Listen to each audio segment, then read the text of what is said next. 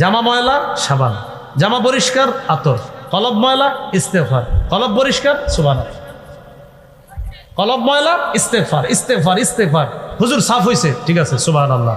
ইস্তেগফারে কলবের ময়লা দূর হয়, সুবহানাল্লাহ কলব সুন্দর হয়। মনে থাকবে নি? এই জন্য ইস্তেগফার বেশি বেশি পড়া। ইস্তেগফার পড়ার তো উপকারিতার শেষ নাই। আল্লাহ বলেন ইস্তাগফিরু রাব্বাকুম ইন্নাহু কানা গফফারা।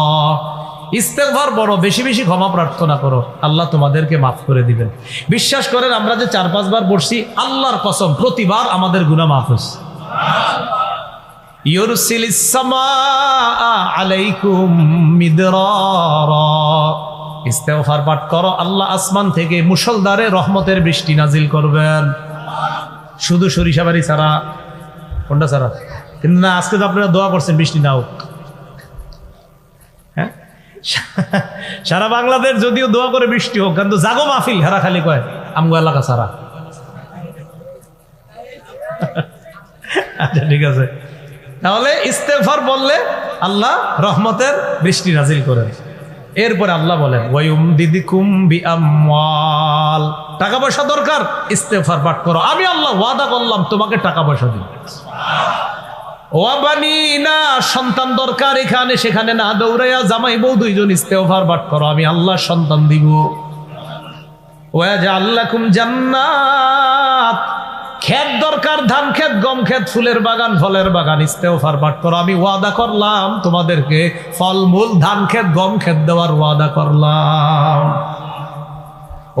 ওয়াজআল লাকুম আনহারা, আল্লাহ নদীগুলা শুকায় যাইতেছে, আল্লাহ কয় ইস্তেগফার পাঠ করো, আমি আবার ওই নদী নালার আবার আগের মতো করে দিব। মাহফিল শেষ করছেন, করার পর বাড়িতে যাবেন, অটো পাইতেছেন না, পকেটে আপনার টাকা আছে, কোটিপতি হইলে লাভ কি? এখন এই মুহূর্তে আপনার অবস্থা খারাপ, টাকা পয়সা সব আছে, অটো পাইতেছেন না, বাইকও নাই, কারো গাড়িও নাই।